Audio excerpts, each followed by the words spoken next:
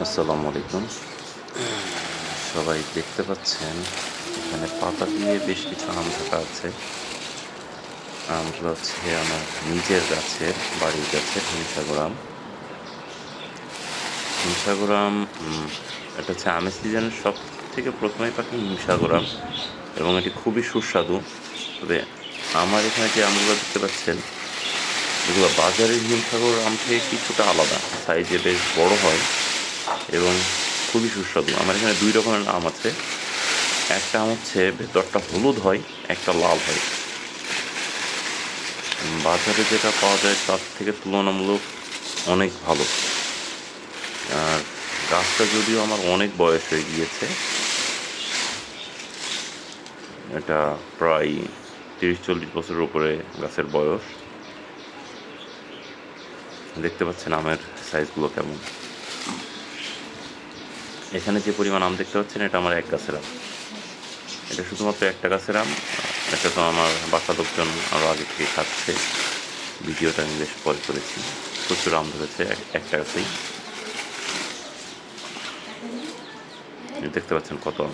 এটা শুধু একটা গাছেই হয়েছে। যে বেশ বড় বড় সাইজের আম।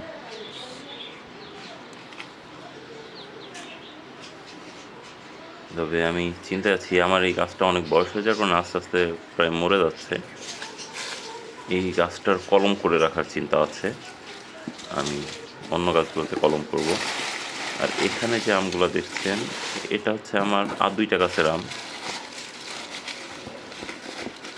একটা হচ্ছে একটা এটা এটা একটা গাছের আম। এটা ডাল বাছাই করা আম। আবার এই ছোটটা হচ্ছে আপনার আরেকটা গাছের আম। হলুদ প্রথমে যেটা দেখালাম, এটা হচ্ছে ডাল বাছাই করা আম এক প্রকার।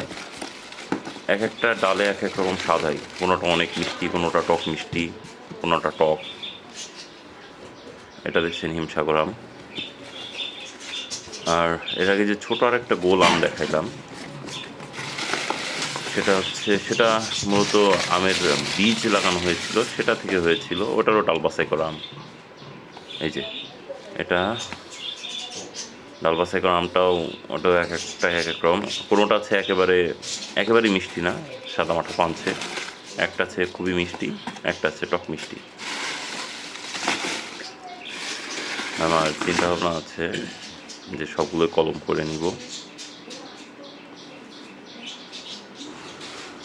এই আমগুলো একটা গাছের, যদিও আমার আরও একটা গাছে এখনও আম পাড়তে বাকি আছে। সেটাতে কী পরিমাণে আম আছে এই মুহূর্তে আমি বলতে পারছি না, কারণ আমি গ্রামে যাইনি এবং এখনও পর্যন্ত দেখি নাই যে ওই গাছটাতে কী পরিমাণে আম আছে। এই আমগুলো আপাতত পেড়ে আনা হয়েছে। আরেকটা গাছের আম কিছুদিন পরে পাড়া হবে। আর এখন চলছে আমের বাছাই, কারণ আমগুলো খুব সহজে নষ্ট হয়ে যায়, এই জন্য পাতা দিয়ে ঢেকে রাখা হয়। যেহেতু অনেক আম গ্রামে না থাকার কারণে আমগুলো ওইভাবে গাছ থেকে পাকা আম সেভাবে সরাসরি পেড়ে খাওয়া হয় না। পাকা শুরু হলে তখন আমগুলো পেড়ে আনা হয়। পেকে পেড়ে আনার পরে পাতা দিয়ে ঢেকে রাখি, যাতে আমগুলো সহজে নষ্ট না হয়, শুকিয়ে না যায় এবং আস্তে আস্তে পাকতে থাকে। এবং সেখান থেকে এভাবে প্রতিদিনের আম বাছাই করে তারপরে খাওয়া হয়। দেখছেন এখানে আম বাছাই চলছে। আমি এবং আমার বোন আমগুলো বাছাই করে রাখছি খাওয়ার জন্য। এগুলা প্রতিদিন সকালে আমরা বাছাই করে থাকি, যাতে আমগুলো নষ্ট না হয়ে যায়। তারপরেও কিছু আম নষ্ট হয়ই, যেগুলো দেখা যাচ্ছে অনেক সময় পড়ে যায়, গাছ থেকে পাড়ার সময় পড়ে যায়, সেই আমগুলো একটু নষ্ট হয়ে যায়। ওই যে কিছু কিছু আম নষ্ট থাকে। এই যে এই আমটার কথা আপনাদেরকে বলেছিলাম, এটা ডাল বাছাই করা আম। এটা সবার আগে পাকে আমাদের কাছে এবং খুবই দ্রুত বড় হয়। কিন্তু আমি এই আমের জাতটার নাম জানি না। এটা আমার ফুপ্পি লাগিয়েছিলেন। আমটা খুবই সুস্বাদু। আমরা সাধারণত ওই আমটার যখন কাঁচা থাকে বেশ টক টক থাকে, ওই আমটা দিয়ে আমরা আচার দেই।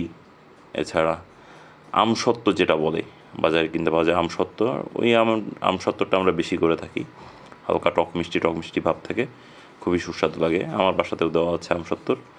কোনো একদিন আমি আপনাদেরকে আমসত্ত্বের ভিডিওটাও দেখাবো ইনশাল্লাহ।